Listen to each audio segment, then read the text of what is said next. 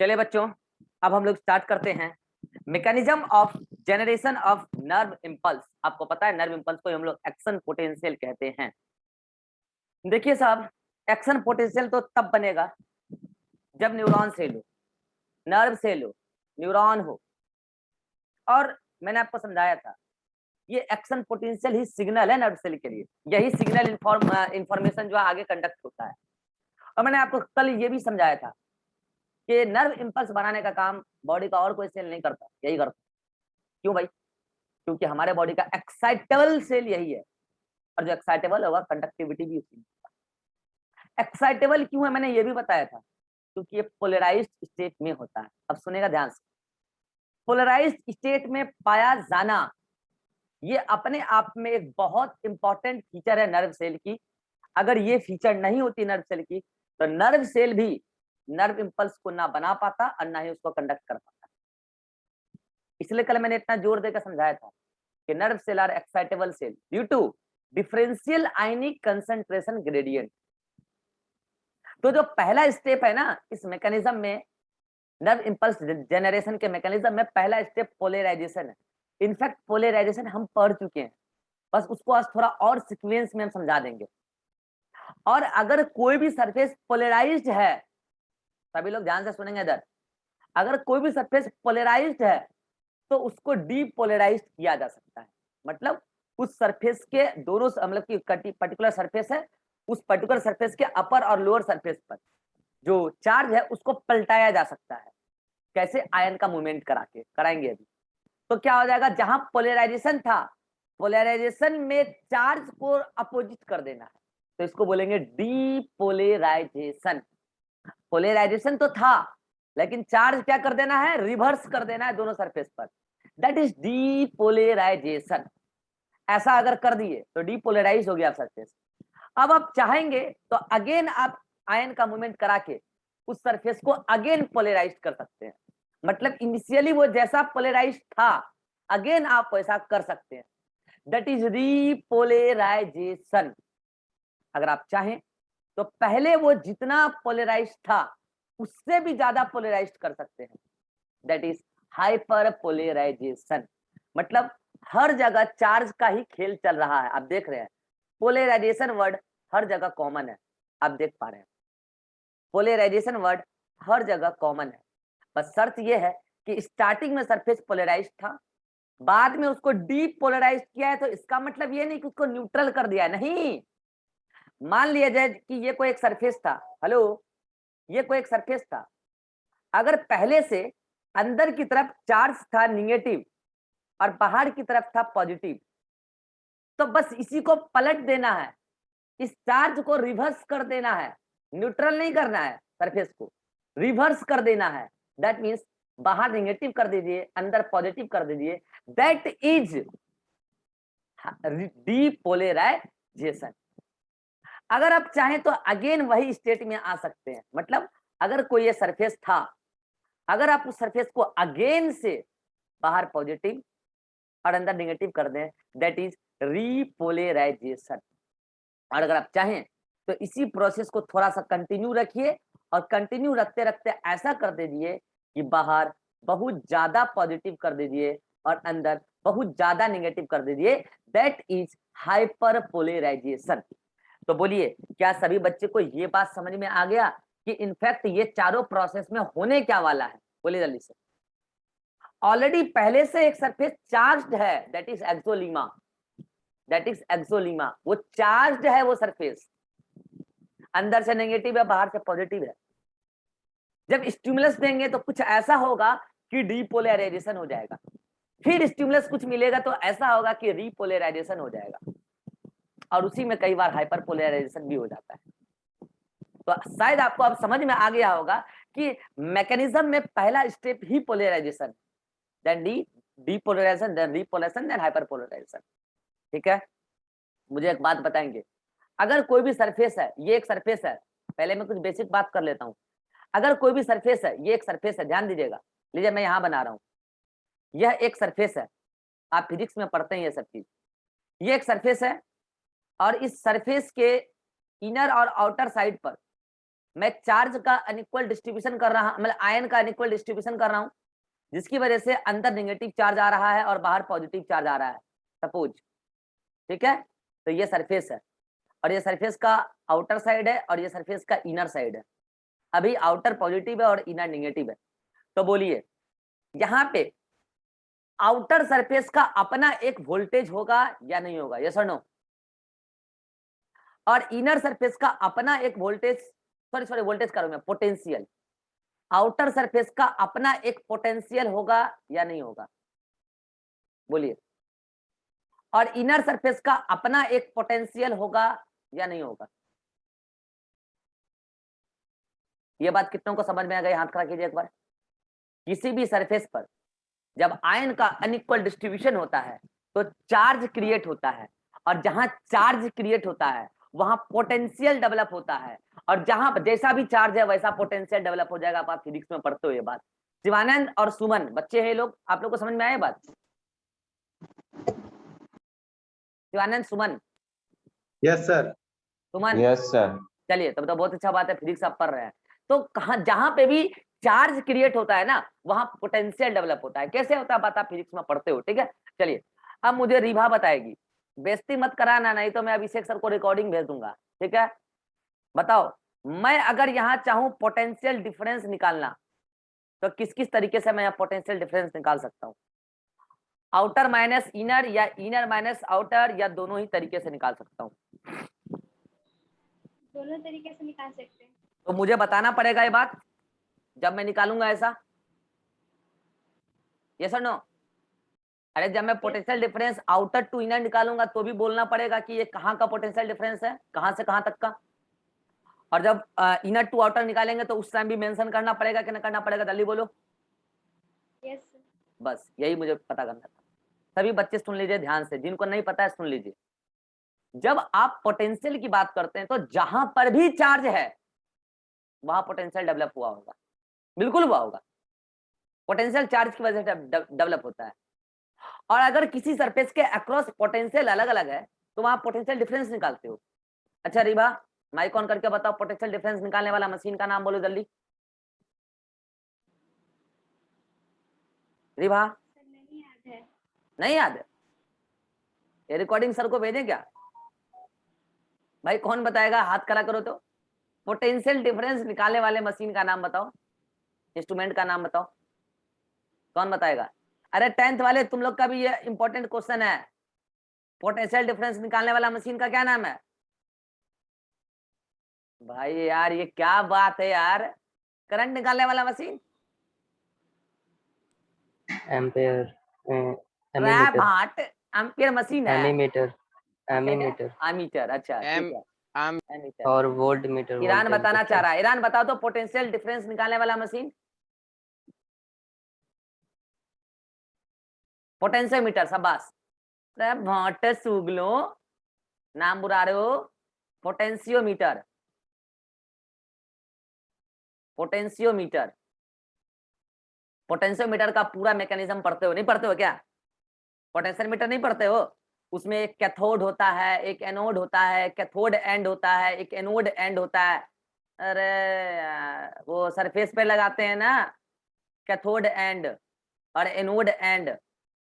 Cathode and anode and को opposite surface पर लगाते हैं, तब जाके यहाँ कोई रीडिंग आता है, तो हम कहते हैं कि ये इसका ये है पोटेंशियल डिफरेंस है, पोटेंशियल डिफरेंस देता है। पोटेंशियोमीटर पोटेंशियल डिफरेंस देता है। ये भी एक बहुत इंपॉर्टेंट सवाल होता है। याद आया? कितनों को याद आ गया? हाथ खड़ा कीजिए तो। पोटेंशियल डिफरेंस निकालने के लिए पोटेंशियोमीटर जो यूज करते हैं, सुगलो क्या मतलब तुम लोग, ठीक है। तो हाँ, तो आप अगर पोटेंशियोमीटर लगाएंगे ना दोनों सरफेस के अक्रॉस तो आपको रीडिंग दे देगा वो कि दोनों के अक्रॉस क्या डिफरेंस है, ठीक है। हाँ, तो अब आप सोच रहे होंगे सर पोटेंशियल डिफरेंस जब हम निकालते हैं तो हम लोग यहाँ पे ऐसा करते हैं, जब आउटर टू इनर निकालते हैं तो यहाँ पे लिख देते हैं ऐसा, आउटर टू इनर ऐसे, या फिर ऐसा लिख देते हैं, potential difference is equal to ऐसा, इनर टू आउटर, ऐसा मेंशन कर देते हैं, ठीक है। और जब आउटर टू इनर निकालते हैं तो मान लीजिए यहाँ पे आउटर पोटेंशियल x है, ओके, और इनर पोटेंशियल y है, तो हमको डिफरेंस निकालना है ना जी। तो अगर आउटर टू इनर निकालना है तो x माइनस वाई करेंगे, ठीक है। और यहाँ आउटर इनर टू आउटर निकालना है तो y माइनस एक्स करेंगे। कितनों को समझ में आ रहा है? हाथ रखिए, थोड़ी सी फिजिक्स चल रही है यहाँ, थोड़ी सी फिजिक्स चल रही है, ठीक है। हाँ, अब मैंने आपको क्या बोला कि x का वैल्यू पॉजिटिव है, आप देख लो, क्योंकि यहाँ पे पॉजिटिव चार्ज है, पोटेंशियल पॉजिटिव होगा, ठीक है। और y की वैल्यू निगेटिव है, देख पा रहे हो, ठीक है। तो मुझे बताएगी रिभा, माइक ऑन करो और थोड़ा लाउडली बोलना, आवाज नहीं आता है तुम्हारा, लाउडली बोलना। x की वैल्यू पॉजिटिव है, y की वैल्यू निगेटिव है, क्या मैं सही बोल रहा हूँ? Yes sir. तो अगर मैं पोटेंशियल डिफरेंस निकालूंगा आउटर टू इनर, तो पोटेंशियल डिफरेंस का वैल्यू पॉजिटिव आएगा कि निगेटिव आएगा? बेइज्जती मत कराना किसी भी मैथ वाले टीचर का या फिजिक्स वाले टीचर। पॉजिटिव होगा। बस ये पॉजिटिव होगा, क्योंकि पॉजिटिव माइनस निगेटिव, तो यहाँ पॉजिटिव आ जाएगा। हाँ, ये डिपेंड करता है कि कितना ज्यादा निगेटिव है, ये इस पे भी डिपेंड करता है, ठीक है, लेकिन इन जनरल, ठीक है। हाँ चलो इधर आ जाओ, यहाँ पे y माइनस एक्स है, तो अगर यहाँ पे दोनों की बराबर मात्रा में पॉजिटिव निगेटिव, तो यहाँ पे वैल्यू पॉजिटिव आएगा कि निगेटिव आएगा? दोनों बराबर होगा तो बराबर जीरो हो मात्रा में जाएगा, तब तो कोई निगेटिव आ difference जाएगा, ठीक है, सॉरी तब तो जीरो आ जाएगा, ठीक है। लेकिन इन जनरल अगर पॉजिटिव ज्यादा है, सॉरी निगेटिव ज्यादा है पॉजिटिव कम है, सुन रहे हो, निगेटिव ज्यादा है ज्यादा। पॉजिटिव कम है, तो ओवरऑल क्या आ जाएगा? निगेटिव। नेगेटिव आ जाएगा। ये सब आप फिजिक्स में बहुत खेलते हो, न्यूमेरिकल लिखने खाते हो, ठीक है। मुझे इतना तामझाम में नहीं पढ़ना है, मुझे बस इतना बताना है कि हम लोग जो नर्वस सिस्टम में पोटेंशियल डिफरेंस निकालते हैं वो आउटर टू इनर निकालते हैं। कितनों को समझ में आ गई? हम लोग जो नर्वस सिस्टम में पोटेंशियल डिफरेंस निकालते हैं आउटर टू इनर निकालते हैं, ठीक है। और सुनिएगा ध्यान से, ये भी बात मैं आपको बता दूं, जब मेम्ब्रेन रेस्टिंग स्टेज में होती है, मतलब एक न्यूरॉन नॉर्मल स्टेज में होती है, तो पोटेंशियल डिफरेंस की वैल्यू आती है -70 मिलीवोल्ट। कितनी आती है? -70 मिलीवोल्ट में ये माइनस इंडिकेट कर रहा है membrane is negatively towards inside. क्या इंडिकेट कर रहा है? इन -70 millivolt minus indicates that membrane is negatively from outer side, sorry from inner side। तो अगर ये माइनस ये इंडिकेट कर रहा है कि मेम्ब्रेन अंदर से निगेटिव है, मतलब इनर सरफेस निगेटिव है, तो बताइए हम लोग इनर टू आउटर ही निकाले होंगे ना, क्योंकि अगर अंदर से निगेटिव है तो जाहिर सी बात है, आप छोड़े ना अंदर से बाहर ये सब भी आप चक्कर में मत पड़िए, आप तो बस इतना भेजे में ठूस लीजिए कि जब भी हम -70 की बात करेंगे तो ये माइनस ये इंडिकेट कर रहा है कि मेम्ब्रेन अंदर से निगेटिवली चार्ज। इसका मतलब अंदर नेगेटिव पोटेंशियल होगा, बाहर पॉजिटिव पोटेंशियल होगा। अब आप आउटर टू इनर निकालिए कि इनर टू आउटर निकालिए, कुछ भी निकालिए, आपको -70 का मतलब यह पता होना चाहिए बायोलॉजी में कि मेम्ब्रेन अंदर से -70 मिलीवोल्ट बाहर के तुलना में निगेटिव पोटेंशियल है। कितनों को समझ में आया? ये -70 मिलीवोल्ट पोटेंशियल डिफरेंस है, इट इज नॉट पोटेंशियल। मतलब कहने का मतलब ये है कि इनर सरफेस आउटर की तुलना में 70 मिलीवोल्ट कम पोटेंशियल लगता है, मतलब निगेटिव में पोटेंशियल रखता है। कितनों को समझ में आ गया? फिर से रिपीट कर रहा हूं, जब हम पोटेंशियोमीटर से एक्सोलीमा को मेजर करते हैं, पोटेंशियोमीटर से एक्सोलीमा के अक्रॉस पोटेंशियल डिफरेंस को मेजर करते हैं, तो हमें रीडिंग -70 मिलीवोल्ट मिलता है नॉर्मल स्टेट में। तो इससे हम ये कंक्लूड करते हैं कि मेम्ब्रेन अंदर से -70 मिलीवोल्ट है, मतलब सॉरी पोटेंशियल डिफरेंस -70 मिलीवोल्ट है, और वो फिजिक्स वाले जो ऐसा मेजर करके मुझे बता रहे हैं कि -70 मिलीवोल्ट रीडिंग आया है और यहाँ पर अंदर से मेम्ब्रेन निगेटिवली चार्ज है। इसका मतलब ये है कि बाहर का वैल्यू कुछ भी हो, अंदर का वैल्यू कुछ भी हो, लेकिन अंदर वाला बाहर वाले की तुलना में 70 गुना लेस पोटेंशियल लगता है, मतलब 70 गुना माइनस में पोटेंशियल लगता है। अब तो समझ में आया? कितनों को आया? हाथ खड़ा कीजिए। थोड़ी सी फिजिक्स अब आई, हार्ड फिजिक्स नहीं है। चलिए, सभी को समझ में आ गया? अरे भैया, अगर जिनको समझ में नहीं, अगर स्क्रीनशॉट लेना ले लो जल्दी से। जिनको नहीं समझ में आया ना वो रट लो। क्या रट लो? -70 में माइनस ये इंडिकेट करता है कि मेम्ब्रेन अंदर से निगेटिव चार्ज है। बस कुल मिला के हम लोग बार बार अंदर से बात करेंगे, ठीक है। माइनस अंदर से है, ये माइनस अंदर से है। अच्छा सुनो सुनो, हेलो हेलो, कल को मैं अगर ऐसा बोलूं कि अभी जस्ट मैंने न्यूरॉन को मेजर किया है और मुझे वैल्यू मिला +45 मिलीवोल्ट, इस प्लस का मतलब क्या है कि मेम्ब्रेन अंदर से पॉजिटिव है। हो गया ऐसा, अभी हुआ होगा, हो सकता है हुआ होगा। तो हम जब भी बायोलॉजी में नर्वस सिस्टम में पोटेंशियल डिफरेंस लिखेंगे, पहली बात तो हम पोटेंशियल कभी नहीं लिखते, 11th लेवल पे पोटेंशियल कभी नहीं लिखते। आप बीएससी एमएससी में पोटेंशियल निकालने सीखोगे एक्सोलिमा के अक्रॉस, पोटेंशियल नहीं बताते, यहाँ पे नहीं लिखते हैं, ठीक है। तो जब भी लिखते हैं तो पोटेंशियल डिफरेंस होता है, वो पोटेंशियल नहीं होता है, बात ध्यान ध्यान रखिएगा। और जब भी हम उसके आगे चार्ज इंडिकेट करते हैं तो वो चार्ज ये बताता है मेम्ब्रेन अंदर से ये है। जैसे -70 में मेम्ब्रेन अंदर से नेगेटिव चार्ज है, +45 में मेम्ब्रेन अंदर से पॉजिटिव, मतलब अंदर से 45 गुना ज्यादा पोटेंशियल रखता है। कितनों को समझ में आ गया बात? कितनों को बात समझ में आ गया? चलिए, इससे ज्यादा फिजिक्स मुझे भी नहीं आती है, ठीक है, इतना आती है यार, इतना याद रखना पड़ता है, ठीक है। चलिए, तो कुल मिला के मैंने आपको समझा दिया कि 4 स्टेप में ये पूरा प्रोसेस कंप्लीट होता है। इस मीटिंग में अभी हमारे पास 20 मिनट है और इस 20 मिनट में मैं चाहता हूं इस पूरी प्रोसेस को कंप्लीट कर लें। सभी लोग तैयार हैं? Polarization, polarization. चलिए, पहले एक बात बताइए, कौन बताना चाहेंगे फिजिक्स में जो आप पोलराइजेशन पढ़ते हैं ना जी? कहाँ पढ़ते हैं? इलेक्ट्रोस्टैट में, इलेक्ट्रोस्टैट में भी पढ़ते हैं, थोड़ा बहुत कैपेसिटर में भी पढ़ते हैं, नहीं पढ़ते हैं क्या? और इसके बाद थोड़ा बहुत करंट में भी आ जाता है, ठीक है। लेकिन मेनली आप वहाँ इलेक्ट्रोस्टैट में पढ़ते हैं ना, पोलराइजेशन नहीं पढ़ते हैं क्या? तो कौन बताना चाहेगा पोलराइजेशन कैसे होता है, किसी भी सरफेस के अक्रॉस पोलराइजेशन कैसे होता है? हाथ खड़ा कीजिए, कौन बताना चाहेगा पोलराइजेशन कैसे होता है? अभिषेक बताना चाहेगा, बताओ तो अभिषेक। तो हो गया, गुड नाइट। नो सर, वो पहले से उठा हुआ था, उसको अच्छा, नीचे पहले कर से दिए। कौन बताना चाहेगा? तब किसी पहले भी, से उठा। ठीक ठीक ठीक, कौन बताना चाहेगा कोई भी सरफेस के अक्रॉस? इरहान बताओ। अरे तो चैट में बताएगा लड़का, इसका माइक खराब है। लिखो लिखो, चैट में लिखो तुम तब तक कैसे होता है। और कोई बताना चाहेगा? इंडक्शन रबिंग, ये फिजिक्स वाला मैकेनिज्म बता रहा है थोड़ा बहुत, ठीक है। और कोई? Atiq? No answer. Ribha? No sir. ज्योति?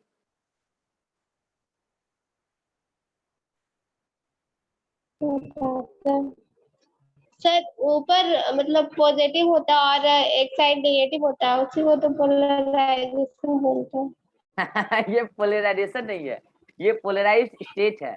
ये हुआ कैसे, ये पता करना है। चलिए छोड़िए, आइए आपको बताते हैं पोलराइजेशन कैसे होता है। कोई भी एक सरफेस है, ठीक है, उस सरफेस के अक्रॉस आयन का मूवमेंट करा दीजिए। क्या बोल रहा हूं मैं? कैसे भी कराइए, तरीका अलग अलग हो सकता है। लड़का भी लिखा था इंडक्शन, फिर लिखा था रबिंग। कैसे भी आयन का मूवमेंट करा दीजिए, आयन कैसे भी मूव कर जाए, ठीक है। और आयन को इस कदर मूव कराइए कि आयन का अनइक्वल डिस्ट्रीब्यूशन हो जाए उस सरफेस के अक्रॉस। क्या बोल रहा हूं मैं? ये सरफेस है, इस सरफेस के अक्रॉस आयन का मूवमेंट करा दीजिए। आयन का मूवमेंट इस तरीके से कराइए कि आयन का अनइक्वल डिस्ट्रीब्यूशन हो जाए, मतलब पॉजिटिव और नेगेटिव आयन का अनइक्वल डिस्ट्रीब्यूशन हो जाए, अपने आप चार्ज क्रिएट हो जाएगा। कितनों को समझ में आ गया? और जो चार्ज क्रिएट हो जाएगा वही पोलराइजेशन है। चार्ज की पोलैरिटी आ जाएगी, एक तरफ पॉजिटिव चार्ज और एक तरफ नेगेटिव चार्ज आ जाएगा। जैसे मान लिया मैंने कि इधर नेगेटिव आया और इधर पॉजिटिव आया, दिस इज पोलराइजेशन। बहुत सिंपल है। कितनों को समझ में आया पोलराइजेशन कैसे करते हैं? किसी भी तरीके से आयन का मूवमेंट करा दीजिए बस सरफेस के अक्रॉस। बाकी डिटेल मैकेनिज्म आप पढ़ेंगे फिजिक्स में। हम यहाँ किस सरफेस की बात कर रहे हैं, सुनिएगा ध्यान से। हम यहाँ बात कर रहे हैं, हमारा ये न्यूरॉन था, हेलो, ये एक्सोलीमा था, सभी को याद आ रहा होगा एक्सोलीमा। अच्छा, जैसी कहानी मैं इधर की तरफ बात करूंगा वैसा ही कहानी इधर भी चल रहा होगा, लेकिन हम बात एक ही तरफ की करेंगे, ठीक है। तो ये हमारा सरफेस है, ये क्या है? सरफेस है, ओके। हम कह रहे हैं कि इस सरफेस के अक्रॉस आयन का किसी भी तरीके से मूवमेंट करा दीजिए, ठीक है। और आयन का इस तरीके से मूवमेंट कराइए ये पॉजिटिव और नेगेटिव आयन का अनइक्वल डिस्ट्रीब्यूशन हो जाए। क्या हो जाए? अनइक्वल डिस्ट्रीब्यूशन हो जाए, चार्ज क्रिएट हो जाएगा। और इस सरफेस को आप बोलेंगे फिर पोलराइज्ड सरफेस, पोलराइज्ड मेम्ब्रेन। और ये फिनोमेना जो होगी, जो आयन के मूवमेंट से यहाँ पे चार्ज क्रिएट होगा सरफेस के अक्रॉस अगेंस्ट चार्ज, मतलब कि अपोजिट चार्ज, इसी को आप बोलोगे पोलराइजेशन। तो बोलिए नर्वस सिस्टम में पोलराइजेशन का क्या मतलब है? क्या सभी को समझ में आया? नर्वस सिस्टम में पोलराइजेशन का मतलब ये है कि एक्सोलिमा के अक्रॉस पॉजिटिव और नेगेटिव आयन का अनइक्वल मूवमेंट करा दीजिए। मतलब किसी तरफ पॉजिटिव ज्यादा करा दीजिए और किसी तरफ पॉजिटिव कम करा दीजिए, किसी तरफ नेगेटिव ज्यादा और किसी तरफ नेगेटिव कम करा दीजिए। और इस तरीके से कराइए कि आयन का अनइक्वल डिस्ट्रीब्यूशन हो जाए और चार्ज क्रिएट हो जाए सरफेस के अक्रॉस। इसी को बोलेंगे पोलराइजेशन। कितना को समझ में आ गया? छोटे बच्चे लोग हाथ खड़ा कीजिए, छोटू मोटू, समझ में आ गया? समझ में आया? सुमन की जबरदस्ती हाथ खड़ा कर रहे हो। सर वो दोनों एग्जाम को लेके होगा या सर हाँ एक नहीं के नहीं, पास? इधर भी ऐसे ही काम चल रहा होगा। अरे बेसिकली ये 3D में समझो यार, ये पूरा ऐसे मेम्ब्रेन है, समझ में आ रहा है? ये पूरा है ऐसे, समझ में आ रहा है? यस सर, 3D में समझने की कोशिश करो ना यार, समझ रहे हो? यस। ठीक है, तो अरे ऐसे है ना, ऐसे है, ऐसे है, ऐसे ऐसे है, ठीक है। तो ऐसे ऐसे इसके अक्रॉस, ऐसे इधर इसके अक्रॉस। तो ऐसे कैसे भी आप क्या कीजिए, आयन का मूवमेंट करा दीजिए और ऐसा मूवमेंट कराइए कि वहां पे आयन का अनइक्वल डिस्ट्रीब्यूशन हो जाए और चार्ज क्रिएट हो जाए। फिनोमेना कहलाएगी पोलराइजेशन। ठीक है, शिवानंद समझ में आया जी? Shivanand, yes sir. चलिए अब हम आपसे बात करते हैं कि आखिर पोलराइजेशन कैसे होता है और पोलराइज्ड स्टेट में क्या क्या होती है। चलिए आइए अब आपसे हम बात करते हैं। बेसिकली हम लोग पोलराइजेशन के बारे में आधा से अधिक चीजें पढ़ चुके हैं, लेकिन चलिए आपको हम डायग्राम से रिलेट कराते हैं। मैंने पहले ही कहा कि हम लोग न्यूरॉन के साथ, ये अभी जो मैंने न्यूरॉन बनाया था याद कीजिए, ये न्यूरॉन था ना जी। तो मैंने कहा ना इस न्यूरॉन में ये जो है हम लोग इसको लेके चलेंगे केवल, ठीक है, बाकी छोड़ दे रहे हैं। चलिए आइए लेके चलते हैं उसको आगे। उसका जूम डायग्राम यहाँ पे मैंने बना रखा है। कितनों को समझ में आ गया डायग्राम? ये कल भी समझाया मैंने, उसी का जूम डायग्राम है ये। आप याद कीजिए मैंने कहा था कि axolemma is a cell membrane. Cell membrane में फॉस्फोबाइलिपिड लेयर दिख रहा है सभी को? This is phospholipid layer. अरे दिख रहा है फॉस्फोबाइलिपिड लेयर? ये दिख रहा है फॉस्फोबाइलिपिड लेयर? दिख रहा है? This is phospholipid layer. दिख गया फॉस्फोबाइलिपिड लेयर? मैंने कहा था कि इस फॉस्फोबाइलिपिड लेयर में बीच बीच में क्या धंसा हुआ रहता है? कुछ प्रोटीन्स धंसे होते हैं। और वो प्रोटीन क्या होते हैं? इंटीग्रल प्रोटीन होते हैं, आर पार धंसे हुए हैं, ठीक है। और वो प्रोटीन दो तरीके के होते हैं, कुछ तो चैनल्स होते हैं, ये लाल वाला, ये और ये तीनों चैनल है, ओके। ये पोटेशियम के लिए चैनल है, ये Na+ के लिए चैनल है, और ये K+ के लिए चैनल है। लेकिन इसमें कोई गेट नहीं है, इसलिए ये ओपन आयन चैनल है। कितनों को समझ में आ गया कि ओपन आयन चैनल है? हाथ खड़ा कीजिए जल्दी से। अच्छा चलिए अब मैं यहाँ पे आपको अंतर पहचानने बोल रहा हूँ, सभी लोग अंतर पहचाइएगा। डायग्राम नंबर 1 और डायग्राम नंबर 2, इन दोनों डायग्राम में क्या अंतर है? कौन बताना चाहेगा? हाथ खड़ा कीजिए। डायग्राम नंबर 1, डायग्राम नंबर 2, इन दोनों डायग्राम में क्या अंतर है? कौन बताना चाहेगा? हाथ खड़ा कीजिए। बताओ शिवानंद। सर बीच के डिस्टेंस का सर। बीच के डिस्टेंस मतलब ये वो जो बीच में आप। ये यस सर। शाबाश, यही अंतर है। बेसिकली ये डायमीटर है। मैंने कहा ना ये ऐसे इस टाइप से प्रोटीन होते हैं, ठीक है, इस टाइप से ऐसे बीच से कोई भी मोलिक्यूल आ जा सकता है। और वो क्या है? एक प्रकार का टनल है। टनल नहीं होता, चैनल, आर पार छेद है। तो कोई भी मोलिक्यूल इससे आ जा सकता है, ठीक है। तो अब मैं बता रहा हूँ, आप गौर कीजिएगा। इसका डायमीटर जो है ज्यादा है और इसका डायमीटर जो कम है। कितनों को समझ में आया? ये महज एक इत्तेफाक नहीं है डायग्राम, ये बड़ा टेक्निकली बनाया गया है। इसका डायमीटर ज्यादा है, इसका डायमीटर कम है। कौन बताना चाहेगा कि मैंने इसका ही डायमीटर ज्यादा क्यों रखा और इसका ही डायमीटर कम क्यों रखा? कौन बताना चाहेगा? हाथ खड़ा करो जल्दी। इसका ही डायमीटर मैंने ज्यादा क्यों रखा और इसका ही कम क्यों रखा? बताओ शिवानंद। सर K+ मोटा होता है सर, Na+ शाबाश, पतला। कल ही समझा है, K+ बड़ा होता है और Na+ छोटा होता है। तो ये है शिवानंद का चैनल और ये है सुमन का। सुमन छोटू सा है, तो छोटू वाले गेट से जाएगा, ठीक है, छोटू वाले से, और ये मोटू वाले से। तो मोटू को रास्ता भी तो चाहिए मोटू जैसा, उसको रास्ता भी तो मोटू जैसा चाहिए, तो मोटू वाला रास्ता से जाएगा। और सुमन क्या है, पतली गली से निकलेगा, पतला कमर वाला पतली गली से निकलेगा, और मोटा कमर वाला मोटी वाली गली से निकलेगा, ठीक है, वही वाला बात है यहाँ पे, ठीक है। तो ये महज एक इत्तेफाक नहीं है, ये मैंने टेक्निकली ऐसा डायग्राम को बनाया है, ठीक है। ऐसे ही आइए, देखिए गौर कीजिएगा आप मेरी बात को, ये और ये भी चैनल है, देख रहे हैं, लेकिन ये वोल्टेज गेटेड चैनल है, क्योंकि इसमें गेट लगा हुआ, हेलो, ये गेट लगा हुआ है, और यहाँ पे कुंडी कौन है, कैल्शियम कुंडी है, देख लो, ये कैल्शियम है, कैल्शियम आयन कुंडी है यहाँ पे, ठीक है। तो एक गेट लगा हुआ है। अब आप गौर करो, मतलब गेट लगा हुआ मतलब वोल्टेज गेटेड चैनल है, ठीक है। मैंने यहाँ पे इसका डायमीटर कम रखा है, ठीक है, और मैंने यहाँ पे इसका डायमीटर ज्यादा रखा है। ज्योति, ये महज एक इत्तेफाक है या इसके पीछे कोई कारण है? मैंने इस डायग्राम में डायमीटर कम रखा है, यहाँ ज्यादा रखा है। सर उसका डायमीटर ज्यादा है। हाँ, क्यों, ऐसा क्यों? पोटेशियम का वेट ज्यादा है। वेट, अरे भाटे, वेट से यहाँ क्या लेना देना है नशेड़ी? Molecular mass.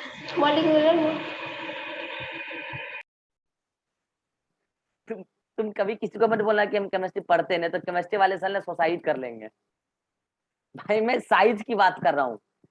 साइज एक अलग फिजिकल प्रॉपर्टी है किसी भी केमिकल की, ठीक है, और मास एक अलग फिजिकल प्रॉपर्टी है किसी भी केमिकल की। एंड केमिकल में भी एटम, एंड केमिकल में भी आयन, में भी मॉलिक्यूल। आपको साइज और मास एक चीज लगता है ज्योति? केमिस्ट्री वाले सर ना मरेंगे नहीं ना तो दोबारा अटेम्प्ट करेंगे सुसाइड का, अगर सुन लेंगे ये बात तो। समझ में आया? यार ऐसी बेइज्जती मत कराओ यार। ज्योति, किधर गई ज्योति? तुम्हें साइज और मास सेम लगता है? No sir. कभी बोलना नहीं बस सेम, नहीं तो केमिस्ट्री वाले सर ना क्या बताऊं। चलो ठीक है, आ जाओ। तो कुल मिला के मैंने आपको ये समझाया कि ये मैंने आपके सामने जो डायग्राम बनाया है बड़ा लॉजिकली बनाया है, ठीक है, ये इत्तेफाक नहीं है, बड़ा लॉजिकली बनाया है, ठीक है। चलो आप गौर करो, यहाँ पे मैंने बड़ा खांच छोड़ा है, देख रहे हो, 2 गो, और यहाँ पे मैंने छोटा छोटा खांच छोड़ा है 3 गो। ये महज एक इत्तेफाक है या फिर इसके पीछे कोई कंसेप्ट है? अतीक, कंसेप्ट है सर। क्या कंसेप्ट है? के प्लस का साइज ज्यादा है इसीलिए वहाँ तो पे इसका मतलब बड़ा के प्लस पार्ट- बाइंडिंग साइट है आउटर तरफ, यस सर।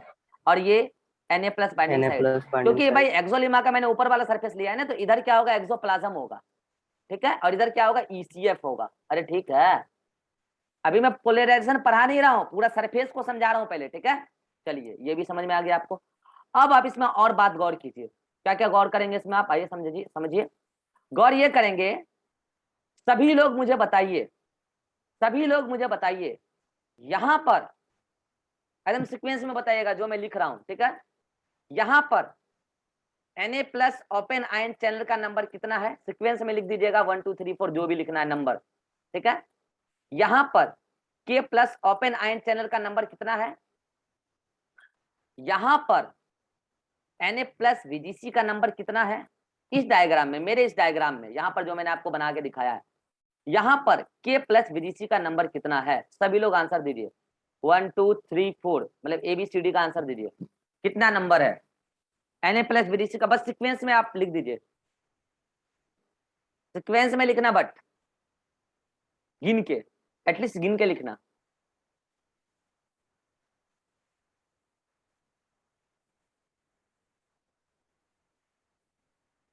बाकी लोगों का हाथ अगर किसी और काम में व्यस्त ना हो तो कृपया चैट करके मुझे जवाब दे दें।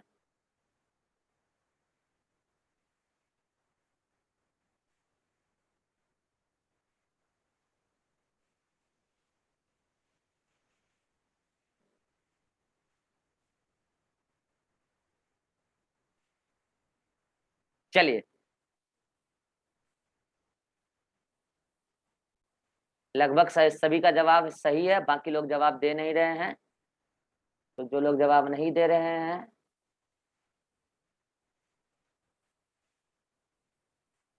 उनको मेरी तरफ से सहानुभूति। चलिए देखिए, आप काउंट कीजिए यहाँ पे, ये Na+ ओपन आयन चैनल 1 ये वाला, बाकी Na+ ओपन चैनल मैंने इस डायग्राम में कहीं नहीं दिखाया है। क्लियर? 1 K+ ओपन चैनल मैंने 2 दिखाया है इस डायग्राम में, तो 2।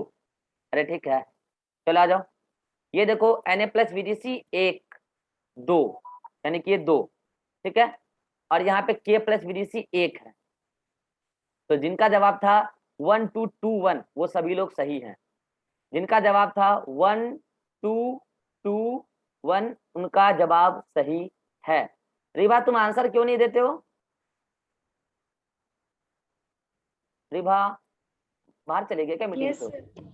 आंसर क्यों नहीं देते हो? काउंट करने भी नहीं आता क्या रिभा? Yes sir. काउंट करने नहीं आता है क्या?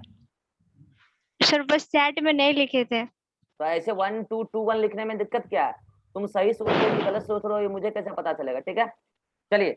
हाँ, तो अब मैं आपको क्या बताना चाह रहा था, याद कीजिए कल मैंने आपको कहा था ओपन आयन के मामले में, ओपन आयन चैनल के मामले में K+ ओपन आयन चैनल का नंबर ज्यादा होता है। दिख रहा है मेरे इस डायग्राम में भी आपको दिख रहा होगा। ये डायग्राम मैंने बहुत टेक्निकल बनाया है, ठीक है। मैंने आपको कल समझाया था कि एक्सोलीमा में VGC के मामले में Na+ VDC का नंबर ज्यादा होता है। दिख रहा है आपको? तो इसका मतलब मेरा डायग्राम बहुत ही टेक्निकल बनाया गया है। कितनों को समझ में आ गया डायग्राम? अभी मैं पोलराइजेशन पढ़ाया नहीं हूँ, अभी तो बस मैं पोलराइजेशन पढ़ाने के लिए एक्सोलीमा को समझा रहा हूँ।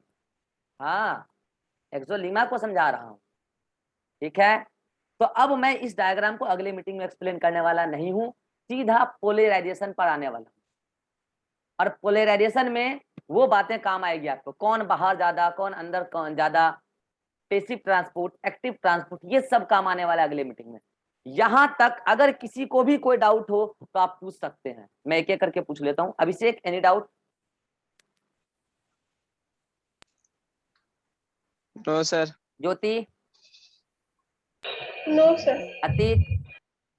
No sir. Irhan? Ribha? No sir. Shivanand? No sir. Suman? No sir. चलिए, तो मिलते हैं अगले मीटिंग में। ईरान का देख लेते हैं, नो डाउट। चलिए अगले मीटिंग में मिलते हैं और पोलराइजेशन को समझाने का हम प्रयास करते हैं आपको, ठीक है। इतना आप देख लीजिए एक बार जल्दी से, इस डायग्राम को गौर से देख लीजिएगा बस।